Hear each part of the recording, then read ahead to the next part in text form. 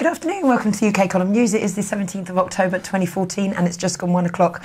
Myself and the lovely Mike Robinson and Nick are here in Plymouth and Brian is away driving back from Peterborough as we speak. You can do some weather? I haven't seen the weather. Okay, it's a bit grey, it's a bit cold here in Plymouth, but I think somebody said it was nice further up north. Okay, that's good. Okay. So what are we starting off with? We are starting with me.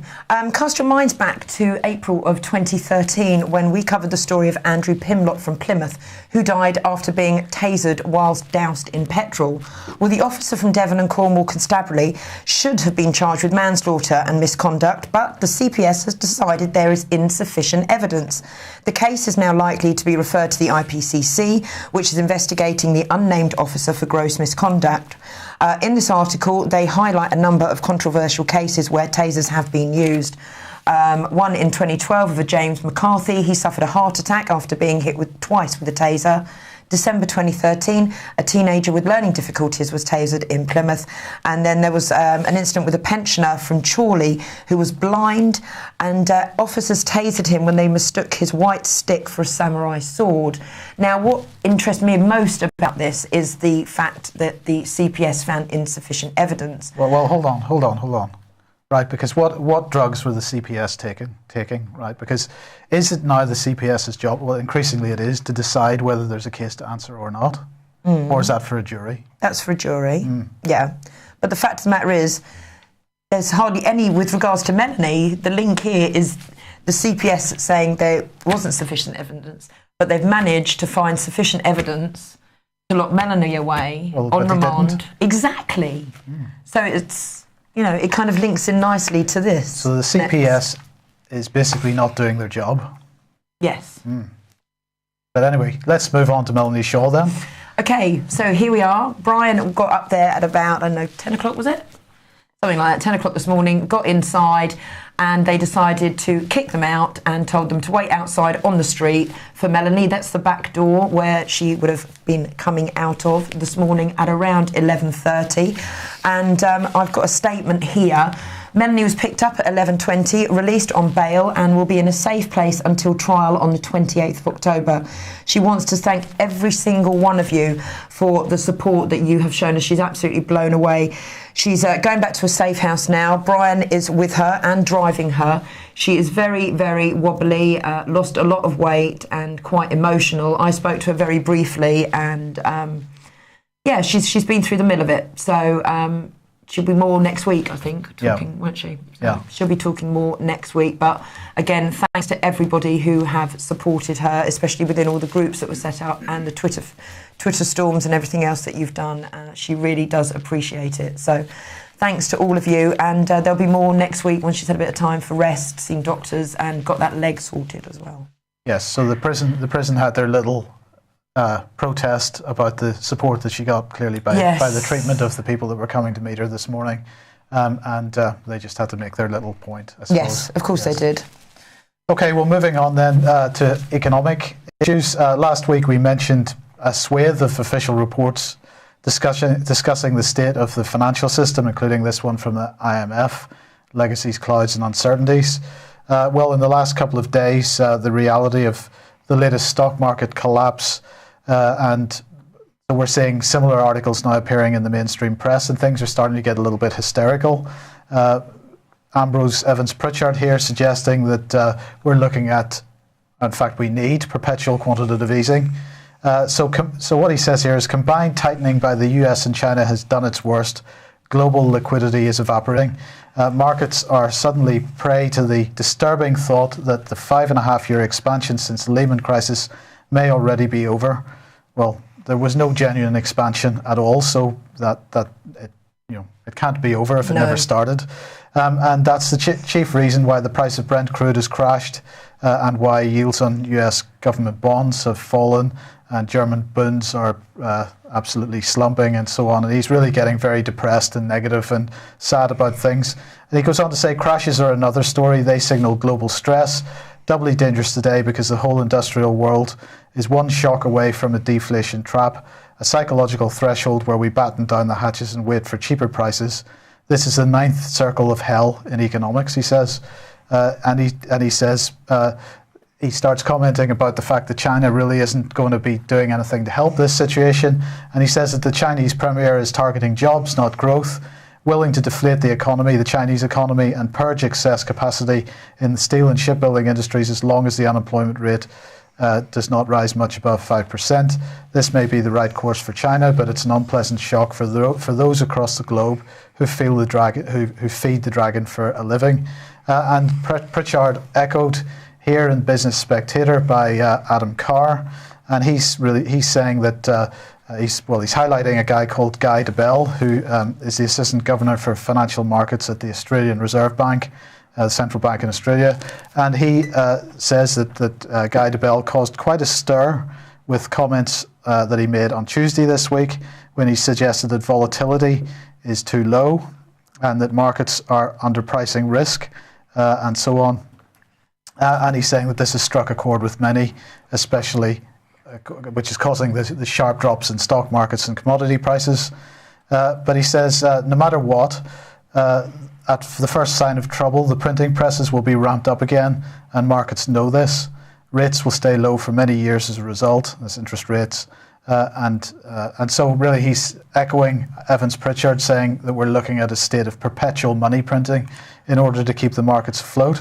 And in the FT, well, they're actually suggesting that quantitative easing is about to end.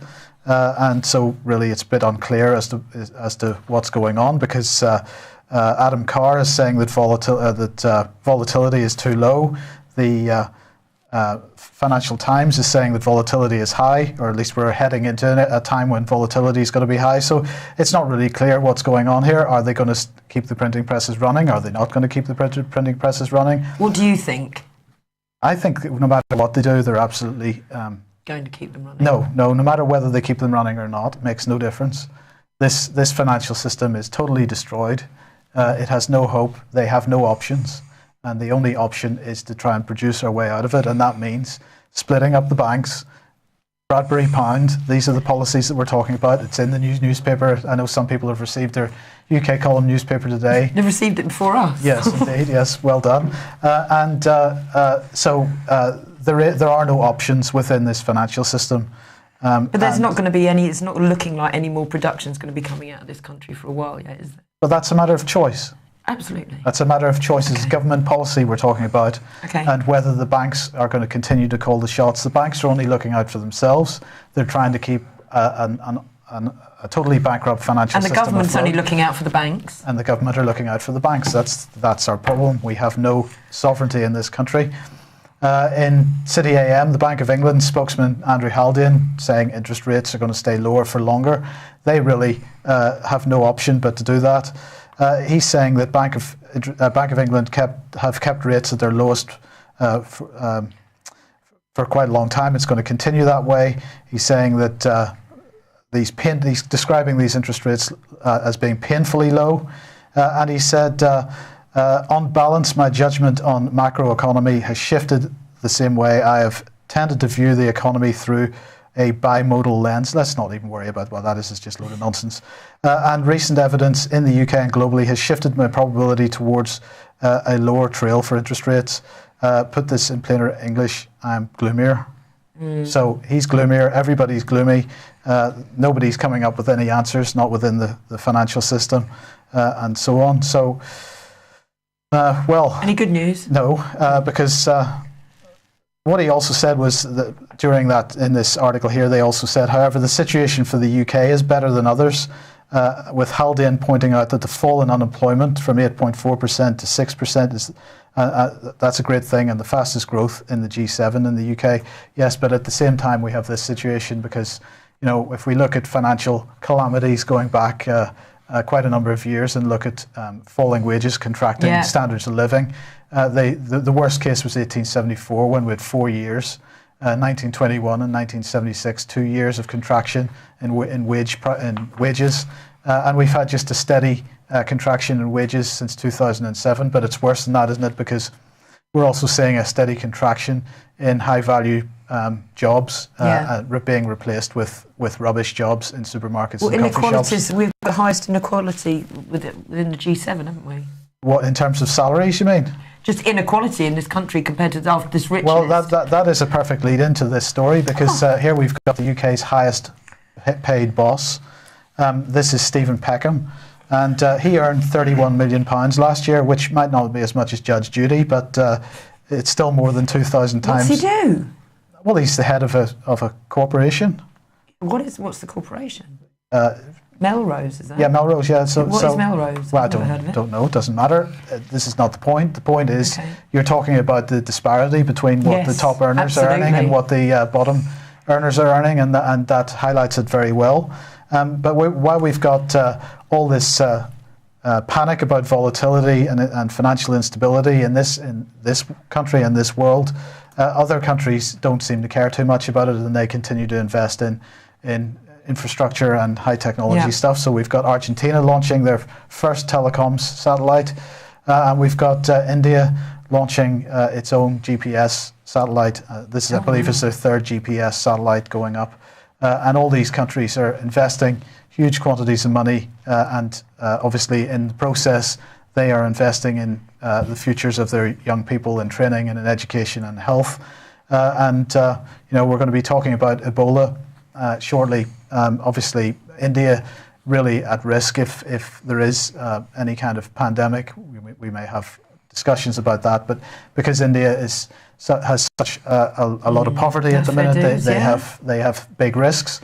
The Indian government absolutely determined to clean the country up, and that they intend to aim to have everybody with proper sanitation, proper health care within a generation. And this is something that we're seeing our healthcare collapse, our education collapse. And MPs are picking theirs up, and they're actually taking Bill Gates. They're going to take him to trial because of these vaccine programs, testing on children. So there is a risk over there if these kids are being experimented on over there as well. Okay. Which leads us on to deep fried chicken for some reason. Yeah, just a brief, quick one on this. According to this article, a quarter of the children in Britain have never eaten tomatoes, half of children haven't tried lettuce, and a new health drive for kids is starting called Eat Like a Champ. And they're highlighting that most kids are living off rubbish food. Is this because rubbish food is cheaper? Is this something to do with... There's no mention of that in the article. Right. The cost of organic food is colossal. It's so much more. Deep fried chicken, you could probably go to Deathco or somewhere like that and pick up a box of these chicken nuggets, and they'll last a few days, and they're like for £1, and you try and get a bag of just your basic Cox's apples are about £1.60. Yes. So, there's no wonder, because of the state of this country at the moment, people can't afford to go out and get proper food. I mean, I don't even like buying the apples and the fruit and veg from the normal supermarkets. I'd rather go to an organic shop, but then you're looking at double the price. At least, yes. At least, minimum. Yeah. So. OK, well, what's going on with the borders then? OK, so Public Health England have said screening for Ebola will soon be starting at Manchester and Birmingham airports. Gatwick Airport and St Pancras Station are starting checks next week, and it's being suggested that Manchester and Birmingham will follow suit. The government earlier insisted additional checks were not necessary, but changed the guidance following advice from the Chief Medical Officer, Dame Sally Davis, who I spoke a lot about last night with Dr Graham Dowing. Jeremy Hunt, Health Secretary, last week admitted that 1 in 10 taking indirect routes would slip through screening. And he told MPs that it was likely that Ebola will be seen in the UK, and a handful of cases could be confirmed in the next 3 months. And according to this, the virus has already killed an estimated 4,500 people in West Africa. So I spoke last night to Dr Graham Downing on my new show.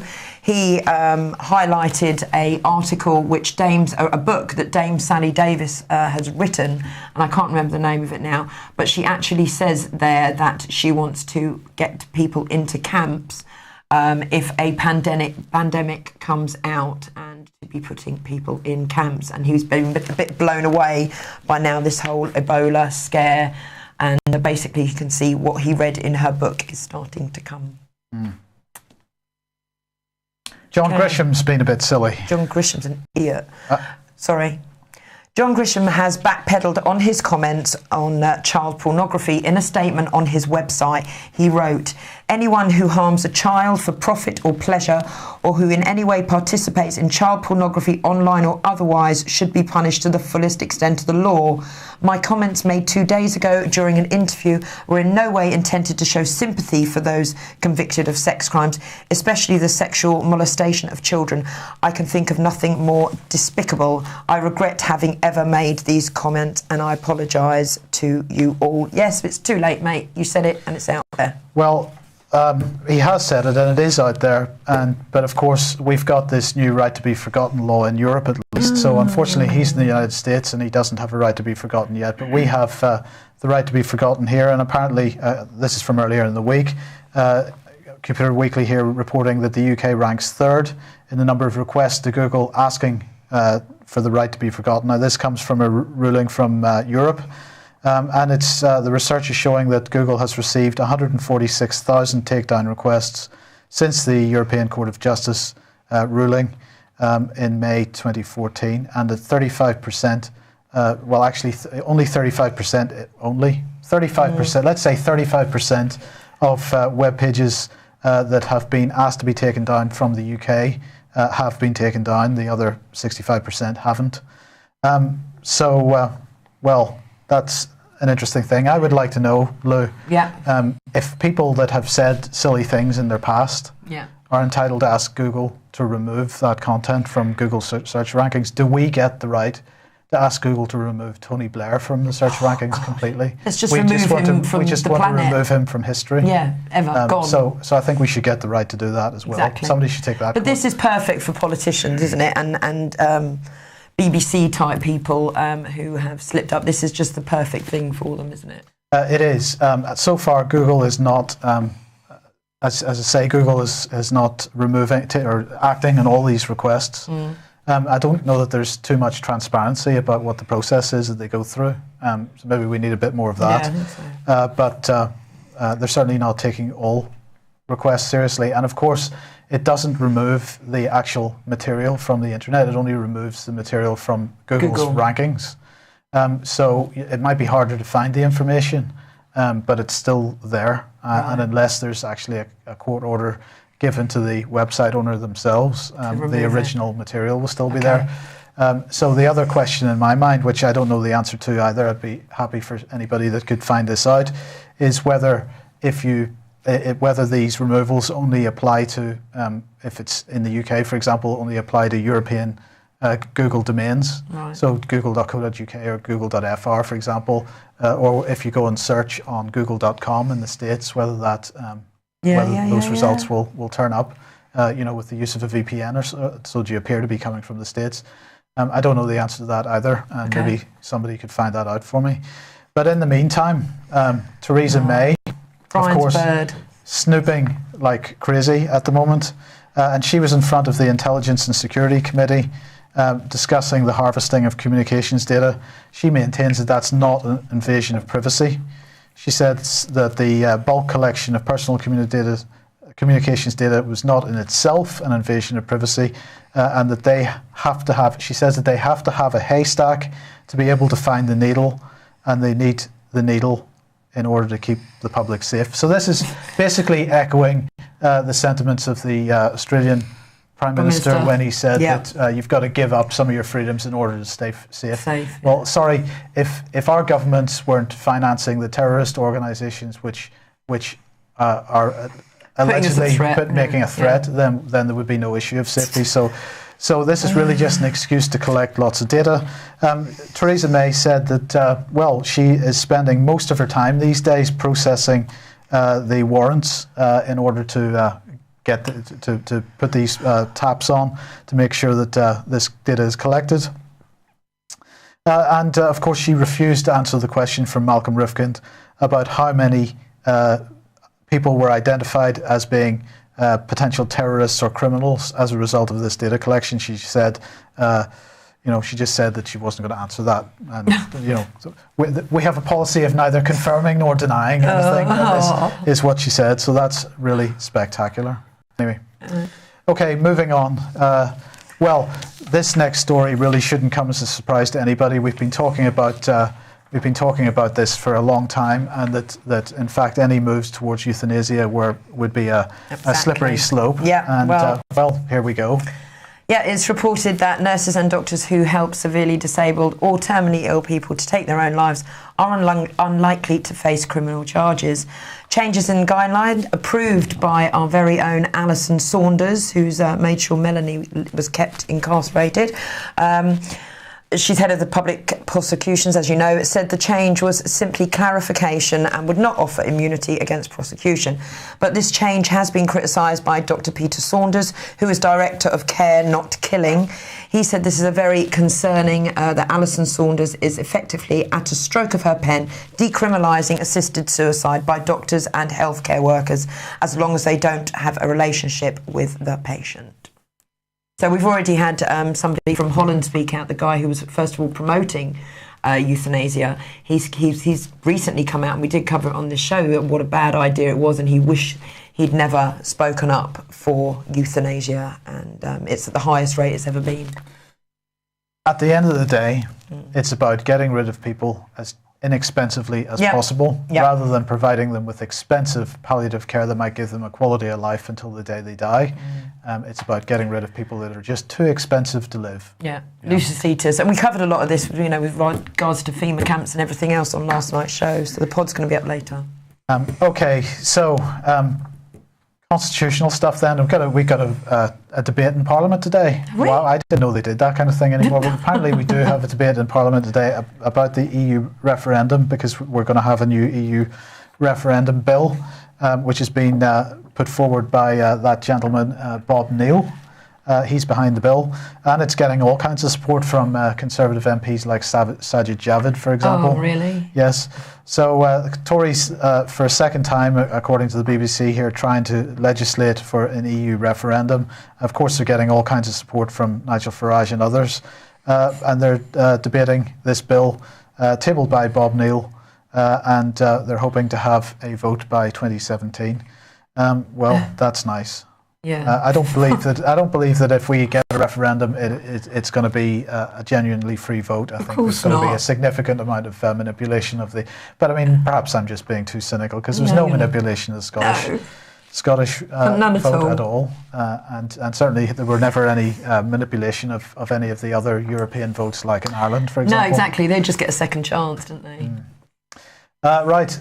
This is a fascinating article, because Philip Hammond, our foreign minister, is suggesting that British jihadis fighting for Islamic State should be tried for treason.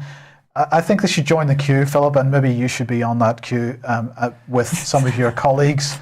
I'll just, he's saying that anybody going abroad to fight is committing treason. This article is pointing out that Lord Haw Haw, William Joyce, was the last person who was hung for treason in this country. They're pointing out that the death penalty has been abolished, but that the offence remains. So now we've got mainstream recognition that the offence of treason remains. And yet when you go to try and report treason in a police station, the police seem to know nothing about it. That's very strange. Yeah, but a lot of people in Westminster could be put along that, couldn't they? That's exactly my point. So Philip Hollobone, who is a Tory backbencher, he asked in the Commons, will the Foreign Secretary ensure that British jihadists who return from Iraq and Syria are prosecuted for the offence of treason because their actions are treachery against Her Majesty, because aiding and abetting enemies of Her Majesty is one of the greatest offences a British citizen can commit. Let's face it, that applies to just about every political leader that we've had in this country for the last 40 years. And in fact, let's just remember Rodney Atkinson and Norris McWhirter. Rodney is on Doomwatch tonight at 6 p.m. Please join us. He's on for the first hour. I'm really sorry to do this to you again, but I am once again on for the second hour. I'm sorry. You've had a lot of me in the last, so sorry about that. But Rodney is on Doomwatch from 6 till 7 tonight, and Rodney Atkinson and Norris McWhirter brought charges of treason 21 years ago against Francis Maude and Douglas Hurd for the signing of the Maastricht Treaty. Many other people have attempted to bring treason charges against other political leaders in this country from Edward Heath onwards over the last 20 years. It's about time that if we are going to start using the treason legislation in this country, that we start using it with our own MPs who are systematically destroying this country. This conference is going to be good. I'm really looking forward to it. The conference is going to be good. Rodney is speaking at that conference, 1st of November 2014, Ramada, Birmingham Sutton Coldfield Hotel. If you are a member of the British Constitution Group, please log in at the BCG website in order to get your tickets, because there are discounts available. But if you're not a member of the BCG, then please go to doomwatch.biz. And as you have just mentioned, the day 2, which is a separate conference, is on the health issue. It's being organised by Dr. Graham Downing, who was on my show last night. Who was on your programme last night. And he has got a very interesting range of speakers for that event as well. So it's please do come for that. Yeah, it's going to be really good. In the meantime, if you haven't got your T-shirts from UK Colin, Bradbury Pound ones and various other designs are available. Your bumper stickers and obviously the leaflets to hand out. We've still got a couple of free Melanie T-shirts, even though she is now free. Well, let's just clarify that, because of course she's free until the 28th. On bail until the 20th of October. Okay. And so we've got to make sure that the pressure stays on over the next couple of weeks, and that if the Crown Prosecution Service attempts to bring any bogus charges against her or bogus evidence, that there are plenty of people witnessing that and can hold them to account. Yep. So the fight is not over just because Melanie is released from this unlawful remand. We've got to also remember that, of course, she is whistleblowing on criminal activity involving the abuse of children. That situation hasn't changed. Those charges haven't gone away. The local authorities at Nottingham City Council and Nottingham County Council have a lot of questions to answer, as have many other people. So keep the fight up, because there's plenty of work still to do for Melanie. Oh, I've been pointing at the screen. I don't know what I'm supposed to be looking at. That's it. So Melanie will hopefully be on the show next week, and she's still fighting strong, though. She really is. She's just incredible. She's a little cracker. So she will hopefully be on this show next week. And again, she thanks everybody for their support. And Malcolm Massey, this is for you. Hope you're enjoying your lunch, darling. We'll see you next week. Thank you. Bye. Bye.